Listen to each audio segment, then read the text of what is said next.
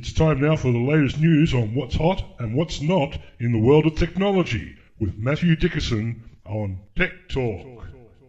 Here on DCFM 88.9. Matthew, good morning. How are you? Good morning, Richard. I am very good. I'm always good when we talk about technology. Indeed you are. You managed to survive the freezing conditions outside at the moment? It looks beautiful and sunny, doesn't it? But it is still a bit chilly. It's only about 3 degrees at the moment. Well, that's on the thermometer. It actually feels like minus 0.7. Well, it feels like minus 0.7. Just call it minus 0.7. All right, let's do that.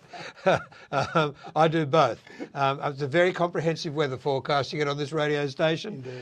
Look, I don't know where to start. Plastics can be energy. The Australian company wanting to go ahead and convert a lot of recycled plastic into energy. Great story. Well, it is interesting, isn't it? And unfortunately, we still do have too much in terms of the volume of plastic bottles. So we're still using a lot of that. And sure, you might put it in a recycling bin. Does it end up in recycling? Does it end up in landfill? Where does it go?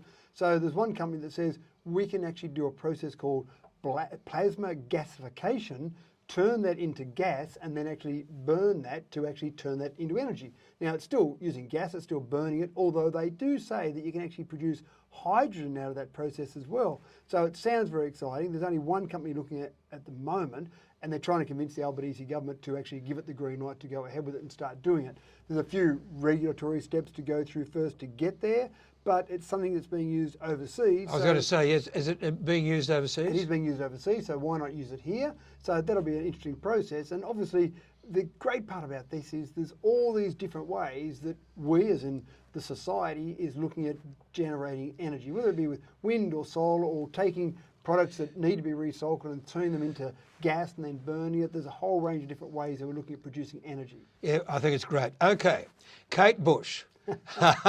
Yeah, you knew you were going to get this one. Kate Bush running up a hill.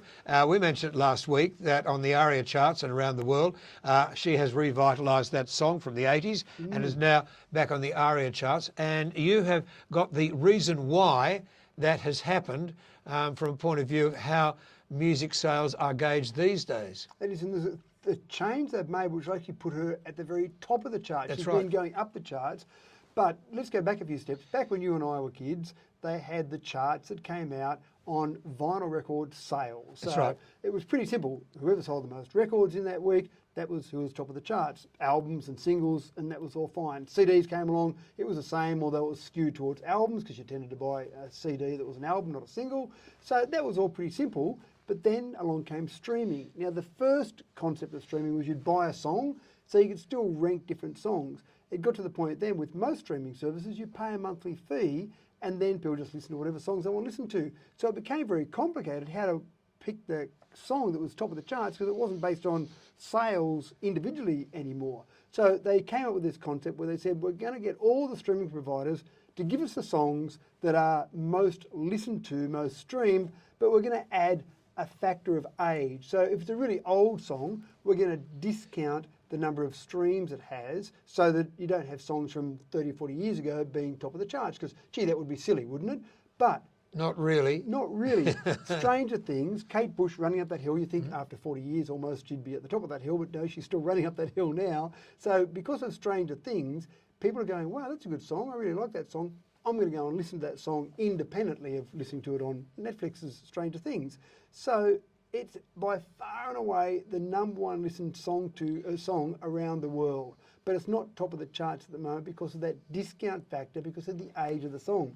So the people who organise the charts are actually changing that, and they're going to say, we're going to apply a lower discount to older songs so that someone like Kate Bush can have her song at number one because it's obvious that it's the number one song listened to in the world at the moment. Yeah. So next week when the UK charts come out, Kate Bush Running Up That Hill will be the number one song. Harry Styles will have number two song, Yeah. but Kate Bush will have the number one song in Australia and in the US. More than likely, it'll be probably up there around number one as well. But in the UK, I would say almost definitely number one based on the change that they've done in terms of that age factor that they're applying to those songs. Well, it makes it much easier for us as a radio station. We research our songs all the time, what we play. And We're doing that all the time, and I look at research once a week to see what's going on. And I can tell you now that songs in the 70s and 80s are returning time and time again. They're being covered time and time again.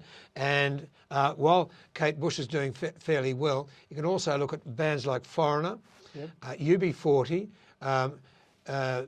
Spandau Ballet that Chris played on Saturday. He played that because of the research on Spandau Ballet.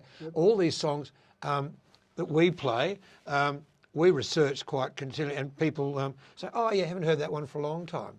Or, "I really like the way you're playing such and such by Elton John," which we got a request about yesterday. Confirms to me what I've always known, that 80s music was the best, Richard. It's obvious. Well, no, 70s, 80s, 90s, and some of the noughties. It keeps on coming round, and the research from not only Australia, but I look at London as well, and I look at New York, because they've got the huge major radio stations in the world, on Washington, and WABC in Chicago, of course, you can't miss WXLW and WABC in New York. I look at those their charts each week to research our songs. In fact, I like doing it. It's good fun. Anyway, and trying to remember some of those old songs. Well, I'll give you a rundown now if you like.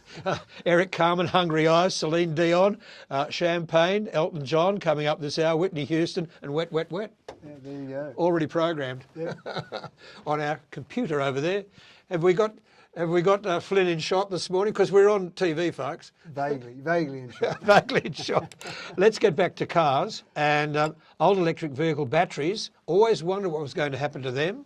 So there's always these stories around by people that are the naysayers that, oh no, you'll drive that electric car for a couple of years, then you'll just go and bury that terrible battery in the ground, and oh no, it'll destroy the environment. And of course, there's a few things, many arguments that are incorrect there, but there's a few projects that are occurring that demonstrate how silly that whole concept is. Most electric vehicles will get around about 200,000 kilometres out of a battery before it's even degraded to a level where you might say, oh, I might think about replacing this battery. But there's a good story in America of a guy who's driven his Tesla for 1 million miles, still going on the original engine, the original motor, the original batteries, all the original components there. And all that happens with electric battery is that it slowly degrades. Same as your phone. You're using your phone, you get 100% capacity when you charge, and a year later you might get 90% capacity. It's the same with electric batteries in an electric car.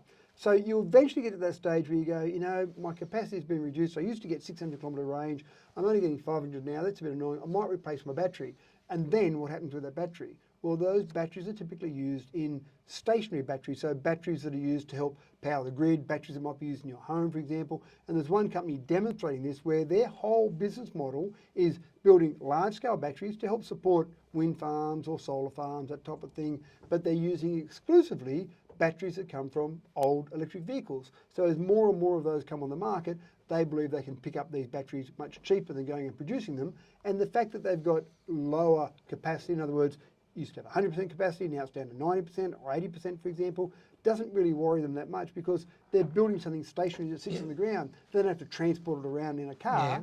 So they're actually finding that the price they're getting those for is quite cheap. So they believe that they can then get another 20 years, minimum 20 years life out of their battery before finally it can then be recycled in a traditional way where they'll extract the original components from that and then build it into new batteries. So you might get, say, a 10-year life frame, maybe 15-year lifetime out of it on a car, then add another 20-year lifetime in a stationary battery, and then maybe after that, say, 35 years or so, you'll then recycle it. And the estimation is approximately 97, at today's technology, 97% of the components in an electric vehicle battery can be recycled and built into a new battery. I love it. I love it. It's really good. Recycling is big in my mind. For everything. We're burning plastic now, but that's being, we're looking after things. And we've got boats now getting rid of all the plastic in the big plastic thing in the Pacific Ocean off California. I've watched them do that. Fascinating, and it's fascinating. And they suck it all up, and it's a great trail. And it's 2 boats, and it's going to take them a long time. Very quickly, Tesla, new car coming out, and Australians have gone berserk. They have. In fact, it's even caught Tesla by surprise. The Model 3 last year was the #1 selling EV in the nation. It outsold the #2 electric vehicle in Australia 8 times. So it was obviously well and truly in front. In fact, even forget about electric vehicles, just vehicles in general, in sedans, the Toyota Camry was number 1, and the Tesla Model 3 was number 2. But many people like the SUV shape. So people have been holding out for the Tesla Model Y. That was just released last week in Australia, and I remember I received an email to say, Tesla Model Y, you can order it now. And I went and had a look, and if I ordered it right then when I received that email, I was going to have it delivered in August. So that's not too bad. I sent it to a few friends who are waiting on a Model Y to come out. Last night I got a phone call from one of them. They said they went to order it and it was March next year. So already within a week, the time frame's been pushed back from August this year to March next year.